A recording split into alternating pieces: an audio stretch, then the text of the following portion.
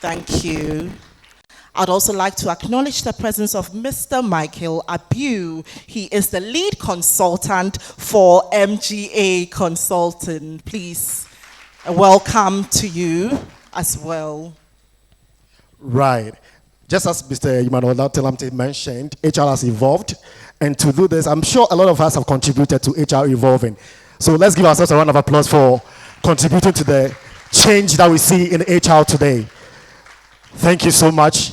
So we're going to have our first panel discussion, and this relates to exactly what Mr. Udatalamte mentioned, which is digital age. We are going to have the first panel discussion, which is employee experience in digital age. And for the moderator for this session, Nana Ekua Adubea Obeng, HR business partner, commercial boss. Please, can we Let's give her a round of applause. She has a degree in HRM, first master's in business administration, second master's in communications studies, a performance-driven HR business partner. She's a communication expert, certified ADR practitioner. She's also SHRM and SPHRI. She's a part-time lecturer at HR Certification Center in Accra and a balance scorecard certified. She's a corporate governance certified, trainer in customer experience, moderator and MC for corporate events and well-discussed joyous programs. Nana Ekua, thank you so much for coming. It's a pleasure to have you, Nana Ekua, my former boss. Okay, our first panelist for this very panel discussion is an amazing woman by all standards. She's seasoned in and out. She's a seasoned human resource professional, once again, with over 22 years of cumulative experience in the financial services and other industries, with a wealth of experience and expertise in leading culture transformation that drive organizational effectiveness, employee engagement, and sustainable growth. She is highly experienced and an HR professional with expertise in strategic HR, executive development, performance management, talent development, learning and development, change management, and of course, employee relations. Without much ado, please help me welcome and receive up the podium Mmirba Wilson, Director, People and Transformation at CBG. Yours and mine, please give it up for her. A round of applause for her, please. The ever-loving Mmirba Wilson. Welcome. Who would our next panelist be? Okay, so there's a gentleman seated right in front of me, and his name rings so much bells. He was actually a colleague of mine in the University of Ghana, but some mate of mine and myself felt he was way advanced in age and in wisdom at the time. So he actually was a business consultant to us. So what we used to do is that we were a group of students under 21 years, and we used to organize fashion shows on campus as our part-time business or as our leisure. And he and his boss, maybe at the time, were the executives of Ekwafu Hall in the University of Ghana. So anytime we had an event, we go to them and they'll give us a wide range of consultation. And we're like, really, are these guys our age mates? I thought I would be calling him honorable by this time because we foresaw that anyone who had leadership potential would end up as a politician. But of course, just as Mr. Udatalamte mentioned, you can't say the word hero without HR. I see him as a hero, and I would like to welcome a seasoned HR leader from Talo who spearheads the human resources function with a keen focus on nurturing a culture of high performance throughout the organization. In his capacity, he oversees both the strategic and operational HR delivery for the Ghana business with an asset value of over $4 billion. Please help me receive upstage Mr. Kwame Afre, my former business consultant. Maybe we'll renew our business consulting relationship here today. Give him a round of applause, please. Last but not least, joining us for the panel discussion is Mr. George Kofi Pamford, Head of People, Holland, Ghana. George Pamford is an experienced HR leader with a demonstrated history of providing innovative human resource solutions across insurance, banking, and manufacturing sectors. As the group head of people at Holland Insurance Ghana, George is committed to upholding the highest standards of HR profession. He has contributed to multiple HR areas, including talent management, HR service delivery, strategic HR, learning and development, compensations and benefits, as well as labor and employment relations. George holds a Master of Philosophy degree in Industrial and Organizational Psychology from the University of Ghana, Legon. He is a certified member of the Chartered Institute of Human Resource Management, Ghana, and a senior professional in human resources. Ladies and gentlemen, please help me welcome Mr. George Kofi Pamford. Round of applause. Let's keep it going even as he mounts the stage.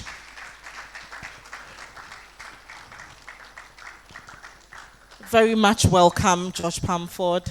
Thank you so much. Once again, you're welcome. Would like to leave you in the able hands of our excellent moderator, Nana Ekua Obeng. Over to you. Thank you so much. Thank you very much. Good morning, once again.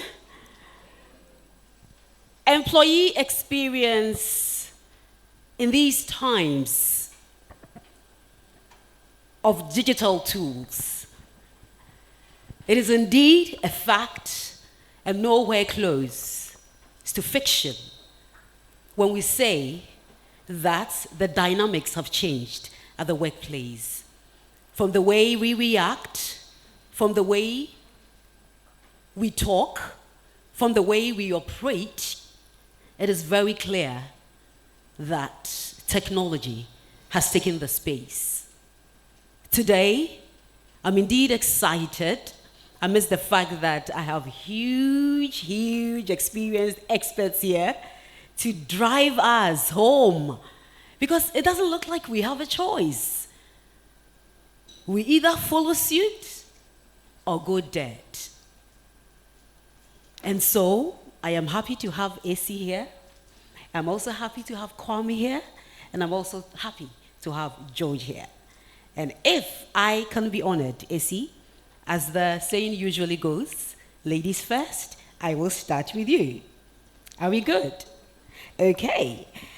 How would you define employee experience at the backdrop of the digital tools and remote workplace that is actually going on in today's digital HR?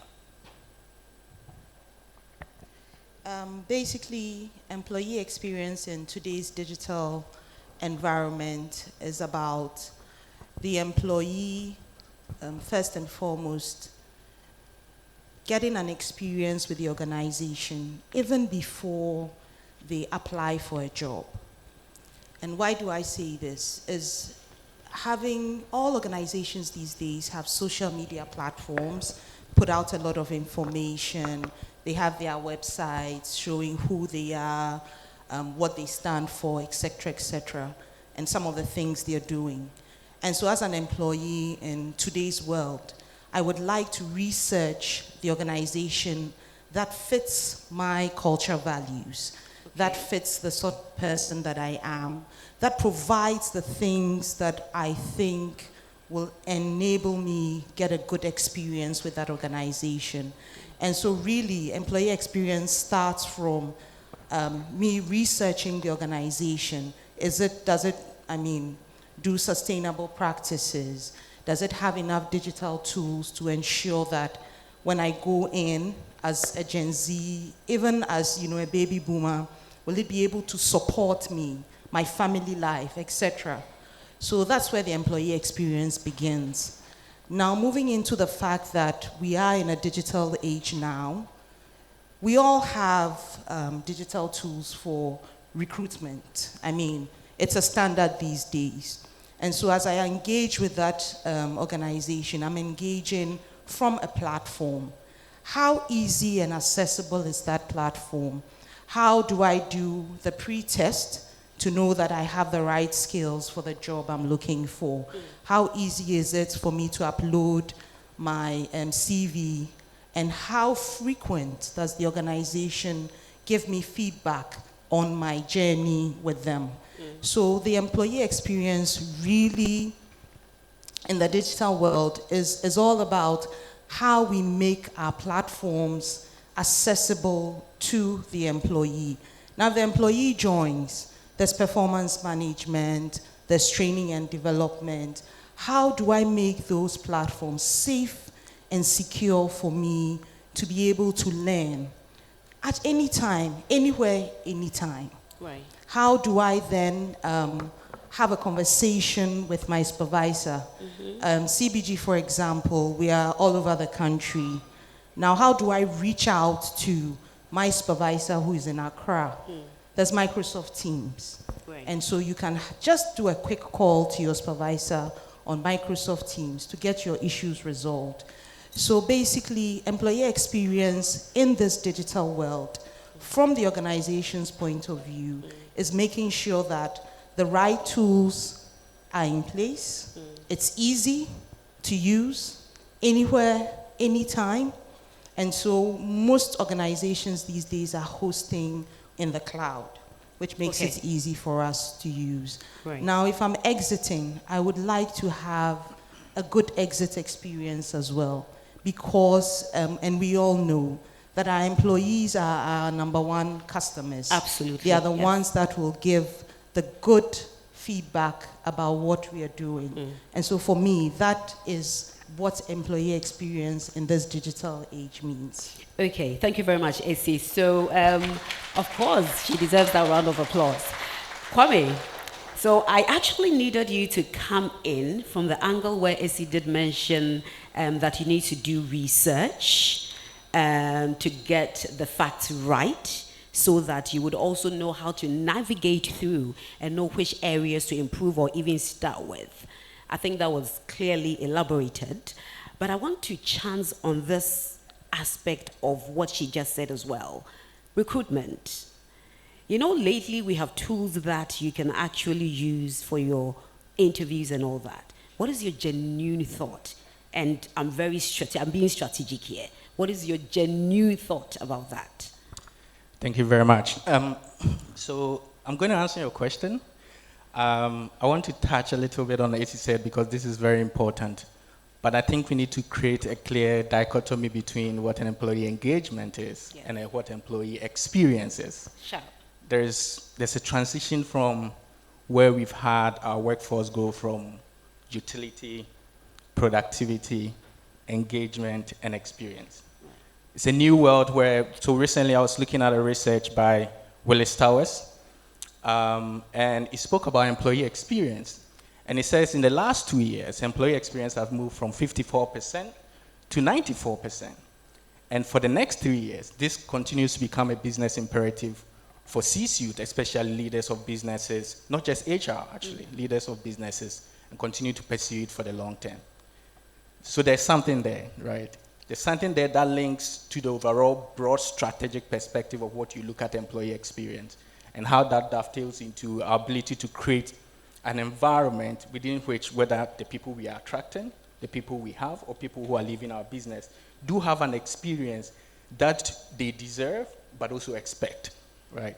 So there are 3 environments within which you can create that experience. So one is culture, one is the technology, and one is space. Right. It's basically covered by Essie in everything she said.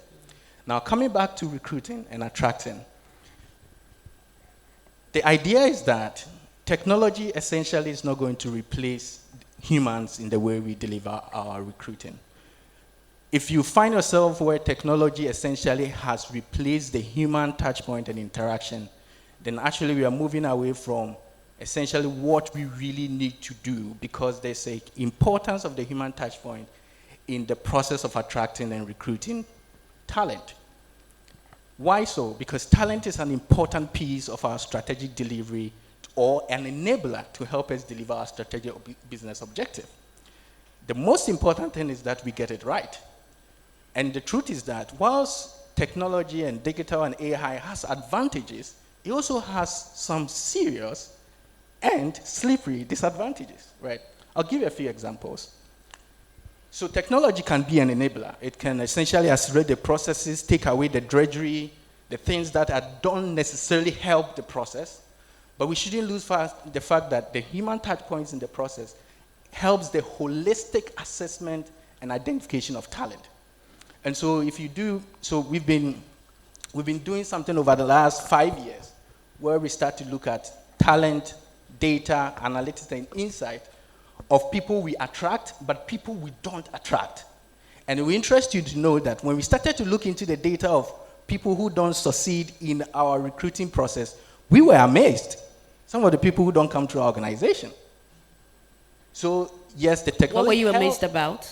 The numbers, or later you found out that they were the right crop of employees that you needed, but you couldn't take them on?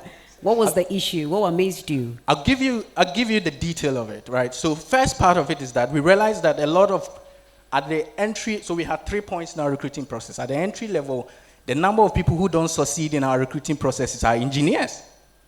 We are a predominantly engineering organization. We can't afford to lose a massive part of our percentage of people who don't succeed as engineers in our recruiting process. So we started to understand why.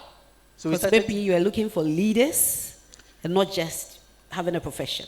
It's interesting. So part of it is that the way we recruit is, so the technology, you need to build input into it. So you build what the logic is, the keywords, what essentially drives to be able to first segregate what you have identified as pre-qualification and what is not. We then realize that you need to iterate that keywords every other time that you have to go through the same process. Because without doing that, you're essentially missing out, one, the pool, but two, an unconscious bias in the process in the system that could miss out on your D&I targets, initiatives, or AIs are not as sensitive in identifying what are the nuances between your diversity metrics that you're looking to attract.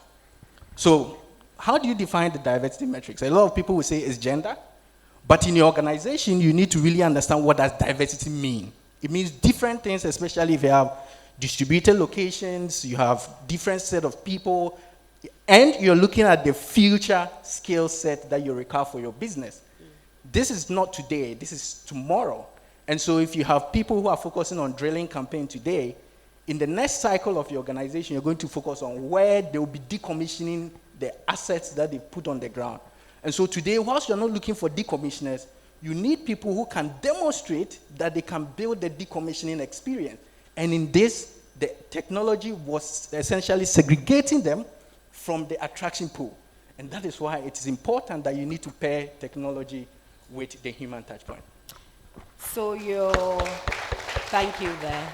So still with the recruitment, right? You've given us the dynamics, broken it down a bit.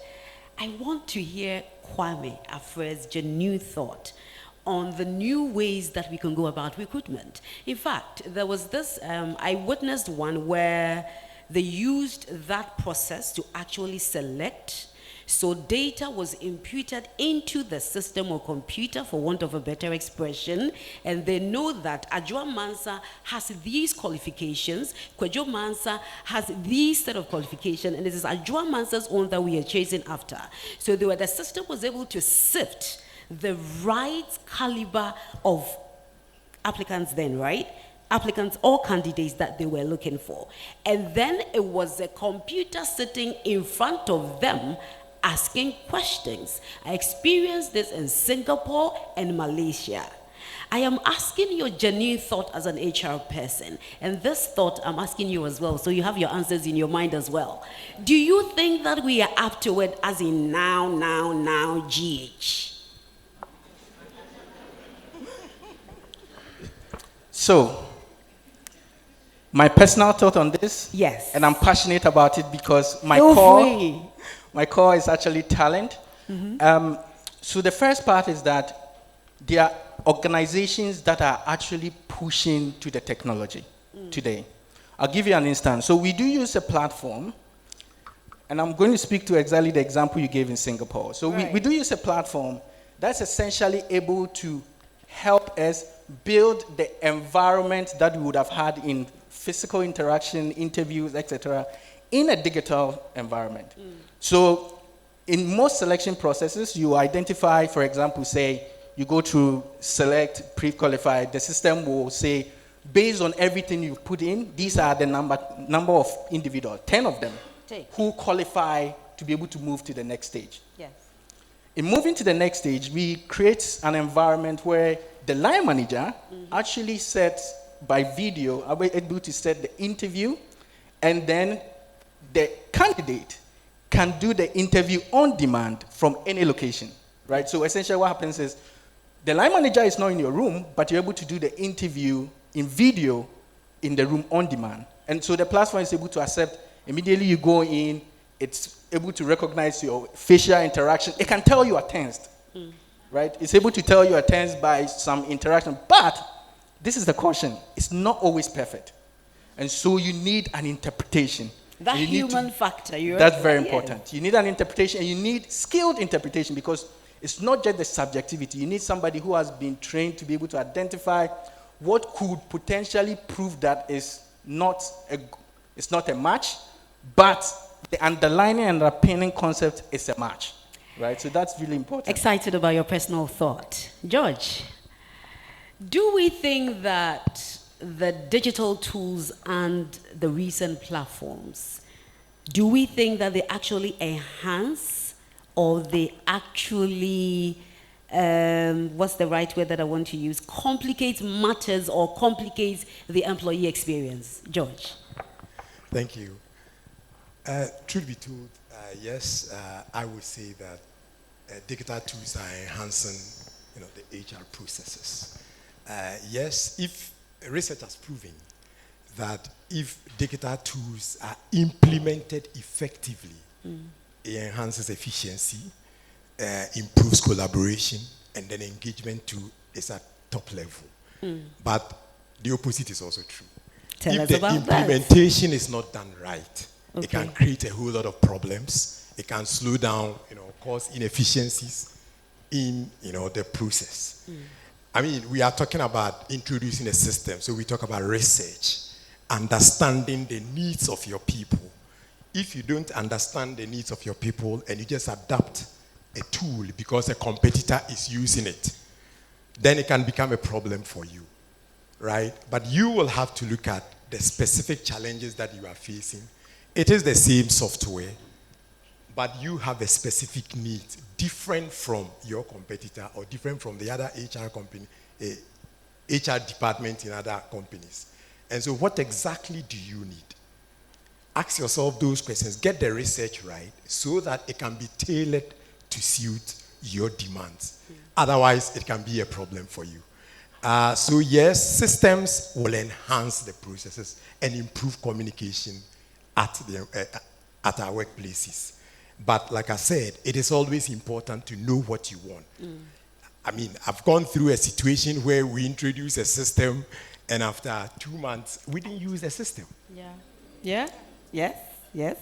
And I was like, look, guys, what are we doing? Causing financial loss to your organization. Exactly. And we know the cost involved is also so huge. Because somebody thinks that, look, it's not addressing my needs. But you know what? 2 years later, we introduced the same system, and it's now working. So what changed? Training went on? It is the change management process. Right. Right? There are people who are going to use the system, okay, and the people are not happy. Maybe they've told you A, B, C, D, that it should be incorporated into the system. And you are aware, but you think that you sit at the top, and so, hey, it has to be done. It's a KPI, it's a, objective of the business. Yeah. You will face a problem and you cause financial loss. And so it is always important that we identify our specific needs and then build it into our system. That is the only way that we will see the benefit of digital tools. Otherwise, it will be a problem for us. Sure. Thank you very much, George, and I will agree with you. Better round of applause for them as well. Essie, so this goes to you, right? What are some of the common challenges organizations face when implementing digital solutions for employee experience, and how can this be addressed? Before you even touch on that, let me give you a typical challenge.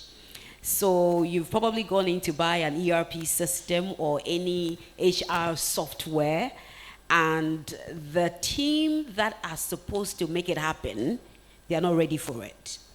Meanwhile, they are probably part of your high flyers, and no matter what you do, they are being a standing block. They will give you all the difficulties. As HR, what do you reckon you do? So you're talking about resistance to change. Yes, That's please. your example. Yes. Okay. First thing is to, when you are bringing in systems, you need to do change management. At CBG, we practice the ADKA. So ADKA basically is you need to create awareness. A lot of awareness needs to be created. In doing that, you have to have a robust communication plan. When do you inform them that this system is going to come on? When do you let them know? So basically, as you're going through the project phase, you are also feeding them with information. So that by the time you get to the point where you are launching the system, they are already aware. And so when we were doing our learning experience platform, we made them aware that this system was going to come on board. We are going to start having our own digital learning tool. And in order to engage them, we just launched a project, an initiative. And it was to say, how would you like the system to be called? So that you know it's yours. So you involve them. Yes. So it's very important to also involve them. And then we create, so that creates the desire. I'm talking about ADKA. So yes. the D is desire. You need to get them involved, get them engaged in it. So we did a whole competition on that. We awarded the group that came up with the name, because after they came up with the name, everybody across the organization also voted for which name they liked. Right. Now you move to the knowledge base. It's about training. And so most often than not, the project team is trained. So we practice train the trainer. And then the HR team, we call ourselves People in Transformation. I know others will say we keep evolving, so the name also must evolve. And so do you agree? Do you agree? Okay. We don't call ourselves HR anymore. HR is human resource. We don't see as employees as resources. We see them as part of the business and the most important aspect. Without people, there's no business. And so we are high up there. So one of the CBG. funny names of a unit that I heard of in Singapore is Smiling and People's Unit. Smile and People's Unit. I was like, whoa, names are coming on. Sorry to interject. Please go ahead. So we do a lot of training. So the team goes out to train, locally within their branches and departments. Then we also then create that ability. After training, definitely we also run a competition. So we picked one of the courses on the system and asked everybody to go through that. And then the top 10 were awarded. So it's about getting them involved in the process in terms of when you're moving towards digital. And the last one is reinforcement. And reinforcement is purely on communication. So you don't just say, we've launched it, we think they've adopted, but then we also launch out surveys. We want to know what your impression is. What do you want to see as the system is evolving? You also must evolve. So currently, the system has evolved. I think there's an AI aspect of that in there. And then if you want to, for example, build your digital capabilities, you do a pre-assessment, then it will then give you the courses based on your gaps for you to do. Then you do a post-assessment. So in terms of, changing that resistance is all about involving them as part of the process. Thank you very much. Kwame, as important as all that we are talking about here is, how do we ensure that the human touch is not being diminished? That is very important to me, and I guess it's important to many sitting here as well, because one way or the other, that is the fear. Are we going to lose our jobs? How do we ensure that at the same time we do not allow the human touch to get completely diminished? So I have a simple idea. The technology should augment and not replace. Right? It's very important. And to talk about, I'm going to answer that question. Remind me if I don't. I will. But I'm going to add something to what AC and George said. It's very important. So everything said is really practical and key. But the idea for rolling out, for example, new digital tools needs to be more of a push than a pull, right? So if you think about it, employees have, depending on the organizations you work in, employees have up to 100 apps or more that they interact with. In certain organizations, a lot of these apps don't talk to each other. So there are no synergies between the apps. And we're creating a lot of layers upon layers of interaction that employees think is not a good experience. So the reason for the resistance is they don't see the benefit you say it's the benefit. They see it as a lot of work, a lot of overload, and digital anxiety, right? So you need to meet them at the point of resistance. So you need to be able to meet them where they are resisting, and you involve them. But you also need to think about some sort of personalization, because it's personalization which is the fundamental part of how people feel relation to what is being rolled out. When you say personalization, what exactly do you mean? So let's talk about a learning platform, right? Right. So we started something maybe about a year ago, about a learning organization target. And we call it continued professional development, right? So we say your ability, and our organization does report on some metrics, including the number of hours our employees learn, right? So we were on a journey, and we rolled out a learning platform. And this learning platform, and maybe very similar to what George has said, has been around for a while. But what's interesting is that we started to rethink how to get people to use the platform, because it was a very expensive platform. And the truth is that the demographics that were using the platform weren't so much the demographics we wanted them to use the platform. At least it's good because you see the utility, but we wanted actual employees to see the benefit in that. And if you compare the score between the two demographics, employee was much lower. So in ensuring that we get people to really assimilate with the platform and know that this is really what the business wants for us to be able to use, we met them at a point. So part of the digitalization or the improvement is customization, is some personal identification, and some personalization. So we essentially introduced some form of single sign-on that is linked into other tools that's able to record the hours so that they don't necessarily need to go into another platform and put the hours. But if you enter the platform, essentially say, hello, Kwame, you're welcome. These are courses based on your interest that we propose that you should take. Now, how did you know I want to take a diversity course? By virtue of some of the inherent keywords you probably have used on the platform, we're thinking that you are interested in learning diversity and inclusion. It's by virtue underpinned by the AI. But the real truth is that I feel that this software really knows me. But it is that part of those engagement that get people to really think that this is meant for me.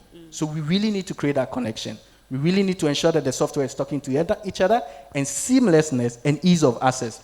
And the truth is that I don't necessarily need to go on a VPN to do it when I come to work. Can I do it when I'm at home? Can I do it on a Saturday? You see, these are all very important points of driving success of the implementation of any software that requires human interaction or input in itself. Okay, Kwame, you've involved the employees. Yeah. You've given them all the necessary training. You still have a certain group who are still fighting you. Yeah. How long can you afford to contain that? So, you're always going to get resistance. And what will you do at the end of the day? You're always going to get resistance for any new change. Right. This should be part of what you call the learning journey. So in rolling out any platform, initiative, etc., we started to create something called a journey. Mm-hmm. It's an all experience everywhere journey. Because what is important is that you do need to help the people see the end from the start, right? So in creating that experience and that journey, you really want to be able to ensure that the people who are resisting for good and sometimes not so good. But when you look into it, there's always a reason why there's the resistance. And so you need to be able to create some form of ambassadorship or ambassadors for what you want to do. And a good way of starting is ability to convert people who were not big fans at the start. If you're able to convert a few of them onto your program, you'll be surprised that some of those champions or ambassadors will do a better job in converting their colleagues than you will ever do. Kwame, all these things, all these beautiful things that you have said, we all agree.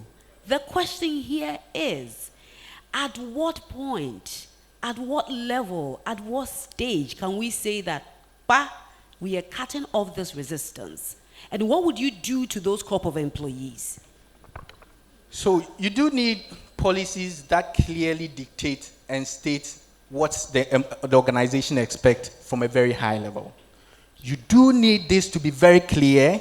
You do need to communicate it along with what the expectations of the business is. But at that point, it needs to go in parallel with addressing the key resistance. Yeah. But you also need to start to show evidence that what you are actually driving for can be achieved, is possible, and it drives to the business line. What actually convinces any form of resistance is the excellence of the outcome. So if the outcome can be determined, quantified, qualified, then a lot of naysayers will eventually be converted. So at some point, the policy should be able to interpret what is expected of the small select group who are essentially being unreasonable. And that could happen. And then you get rid of them. But it has to be in the policy. That is what Has to I'm be trying in the to let, Kwame have the vim to hit on. Sorry, do you want to come just in? to add on, it's not a policy. You're dealing with people, and you must categorize them. We talk about reverse mentoring as well.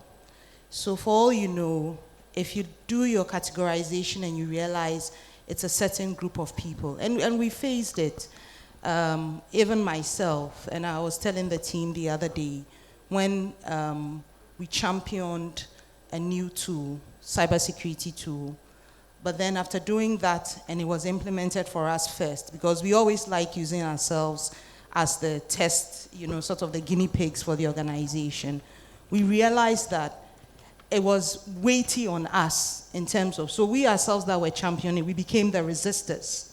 So you can never ever get rid of resistors. As much as how we were championing it, we then became the resistors.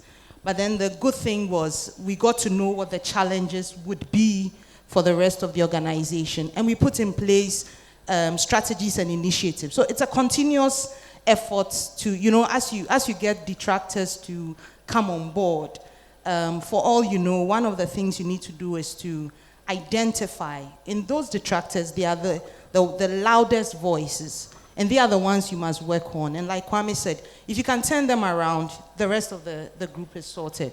So it's about understanding and having patience to turn them around, but to let them go, not for digital tools, for lack of performance, basically. Yeah. Okay, thank you very much. Performance management has really set in. Yes, so George, Nana, you want to add, or I have a actually question side for you? with my colleagues. It will be unfair to, for somebody to, the culture that you want to encourage at your workplace. If people are open and tell you that this is the problem they have with an app, and you want to, see them off, it can create a problem for you, in kind of developing your culture. So it is always important to hear them out. If we are not able to exhaust the process, it will keep coming up. Yeah. And you think that it's only the few people that are giving you the problem, but there are more of them.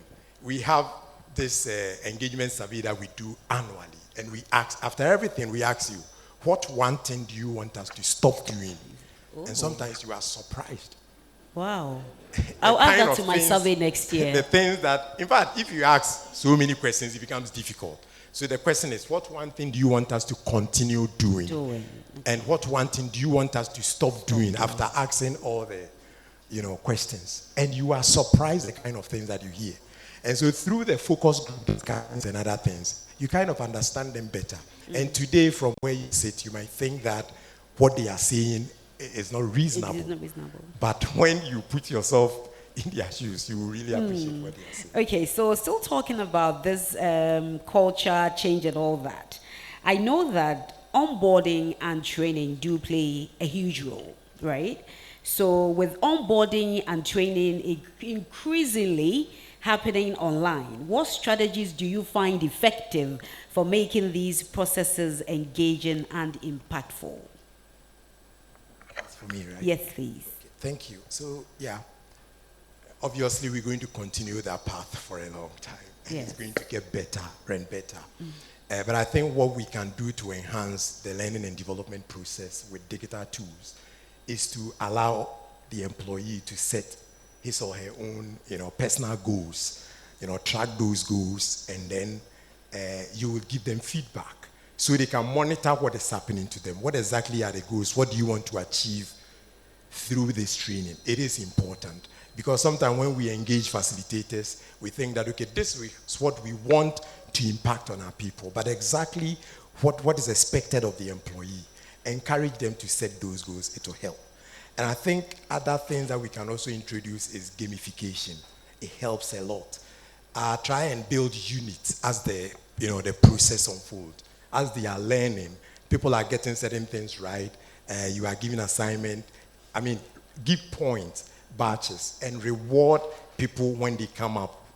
When they do well, it helps in the process. Other things that you can also do is to encourage virtual connection or connectivity, where you can let some of your ESCO members, the MDs, the CEOs, have sessions with the employees. It can just be a meet and greet, as the training is going on, 5 minutes, 10 minutes, 20 minutes, a session with the MD that people feel at home. Otherwise, it becomes difficult. And so these are some of the things that we can do to improve the training when it comes to using the digital tools. Right. Okay, thank you very much. Isi, I'll come back to you with this one. How can organizations build and actually maintain a strong workplace culture in a digital or hybrid environment, and what role do digital engagement tools play? And I think we started experiencing this after COVID. Yes. So to build a good organizational culture, that's what we're talking about. Yes. Yeah. One of the greatest tools, I would say, is Microsoft Teams. And I say that because we are able to then create cohorts on Microsoft Teams where conversations are held. But in terms of building culture, we do a lot of value-based activities. And I know you all know how CBG was born. And so we came from 7 different cultures, putting us all into that one CBG culture. Difficult, but very interesting. And so our culture journey is dynamic. It's not like the normal organizations where you set your vision, you set your goals, you have your values, you actually recruit people, who are cultural fit. You start an organization where there are people there already. And so how do you then create that culture? And it's about consistently driving the values. And so over the course of the last 6 years, we'll be 7 next year, hooray. Congratulations. Thank you. Over the course of the last 6 years, we've been determined. I have a transformation team solely for that, determined to get us to stop pointing fingers at each other. You are from Bank A, you are from Bank B. We did things better in Bank A. And consistency in driving that alongside the digital tools that we have. A lot of engagements. We started the employee perception survey 4 years ago just to, get to understand where the staff are. And it's interesting to note, one question that we ask is, would you leave CBG for another organization to do the same job? And I must say, it's just dropped. And when we're reading the comments that staff were given, It's purely about the organizational culture that we've built within, as we are going along, we've built. And it says CBG, I see CBG as my family. I see CBG as a place where I can express myself, where my thoughts are, appreciated by my line manager. So as much as how there are digital tools available, and we have Microsoft Teams, we have Viva. Microsoft Viva is a social media, it's Microsoft's social media page where within the organization. And we talk about a lot of subjects that are not even related to work. So if you put in place the right digital tools to foster the organizational culture, you will get the results that we see within CBG. Okay. Kwame, I'll bring you in here again. It is very important that we measure every action that we take at the workplace. In measuring employee engagement in this hectic, dynamic, digital age, what do you think are some of the KPIs that we necessarily have to set? So, a number of organizations set multitude of KPIs to really measure what engagement they are getting. But the long and short of it is that it could be qualitative, quantitative, but a blend of that also works, right? So it could be a net promoter score, trying to see, like the engagement survey they've spoken about, how well do I feel engaged, etc. Let me speak about a pitfall on that one. So as HR leaders, when we go out to do engagement survey, we ask the questions we want to ask the employees, but we haven't asked the questions that the employees want us to ask them. It's important that we are as holistic in the engagement survey so that we're able to get to the bottom of the insight within which we need to act, right? So that's important. So net promoter score is one. Your turnover is another one. Your voluntary turnover, so people essentially resigning here and there, that shows you that there's something happening that you need to work on. Yeah. There is also the interest about how many people even complete your engagement survey. That's also a communication. If 3 people are completing it, then you're in trouble. Oh, trust me, that's very true. Not to cut you, that is very true. Because these days or lately, they're like, oh, you would answer it. You know what we are, you know that this is me, Nana Ekua, answering the question, or this is Kojo. Like, anonymity is an issue to them. But when everything is okay, when they are happy with everything that is going on, they are ever willing. So I agree with you. When you realize that the numbers that are getting involved in the employee survey is dropping, then it tells you that there is some huge disengagement somewhere. Yes. Sorry, you can go ahead. Are you done? Oh, yes, so at least you've mentioned the turnover, ROI, and then, of course, the bit about the numbers that are ever willing to be part of the employee survey. Okay. Okay, George, you want to come in? So I wanted to add the employee net promoter score also helps. But the promoter score? Yes. Great, right. The issue about the response, I don't know how the survey is carried out. And of course, if you send me a survey and I know that it's coming from the HR department, and what I say will affect me, or somebody will know that this came from the finance department, and I'm the controversial one in that department, and they can actually direct that. And certain things that you keep saying at lunch and indirectly to people, you write it and they can read and say, no, can't. Oh, George, so okay, hold on. No, it is important that... hold on 1 minute. You see, this one I have experienced, so I'll come in here. There is a way you can go about employee survey that the system will not even recognize that the NECUA is going to. The NECUA was the one that was answering this question. So we actually outsource an entity to do that. So they go to unit by unit, department by unit, department by department. They give the tablet to you. They are sitting in front of you, not to do anything so much, but to guide you just in case you do not appreciate the understanding of a particular question. So that is real. Nana, that is. I get you on that. But right. Another question is, so has it become a routine? We keep doing this year on year.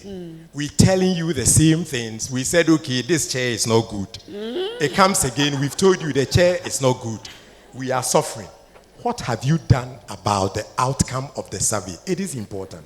And how do you engage the people? So this is what we do. Yeah. I mean, it's HR's responsibility to engage the people through focus group discussion. We tell you that, okay, this is the outcome of the result. The thing is, I will share it with the heads of department, your bosses. Yeah. But trust me, some of them will not even communicate it to the employees. I know. So we do the sessions, Yeah. and then we tell you that this is the outcome, this is what you said. As for this one, we can't do it for budgetary reasons. Right. We can't do it now. Right. But for A, B, C, D, we can do. The truth is that, when we started, we were facing that problem. And it's because we were not addressing the issues. And so we said, okay, look, guys, this is what we want to do. Right. If you want the people to give you the feedback, then start addressing the concerns they are raising. Okay. And if you don't address it, you will always face that problem. Okay. All right. Thank you very much. Kwame, are you itching to add some last words? A few things. Okay. I'll So be very just snappy, take that, very and snappy. then Essie will also add the last words, Yeah. and then we can. So wrap first up. off, don't take the data if you won't do anything about it. Okay, don't. Okay, so that's number one. Number two, where do you invest when it comes to employee experience? And I think people have been trying to, understand what do we do. In my experience, I think we should invest a lot more in the employee experience for managers. This is very strategic. If talent is a key part of our ability to deliver our bottom line, then the people who have the most influence over talent are your managers. If you invest in managers, you're essentially going to see the dividends in the downstream. They have more influence and know the employees better than you do. And so our ability to help the manager improve the employee experience, because if I'm an employee, if I'll leave the company, I'm leaving my manager. If I will stay, I'm staying with my manager. Where to invest the most is with the manager-employee experience. So the systems that can take away the repetitiveness, things that would take away the redundancy, the drudgery, it's very important that we really invest right and invest in the manager-employee experience. Now, we started to do this. In the manager effectiveness, you drive it up. Don't leave it up for people and managers to come from where they came from and say, where I was from, we used to do this, so this is what will work. You need to create a culture, communicate the culture, set expectation, communicate the culture, listen to the feedback, listen to the employee voice. Right. Thank you very much, Kwame. Essie, you want to? I'm sure all have been said and done, right? Or just your last words? I yes. think one aspect we haven't touched on is data privacy. And so Yeah. as HRs, we have a lot of information about employees that we collect every day. And it's imperative that we use the data the right way.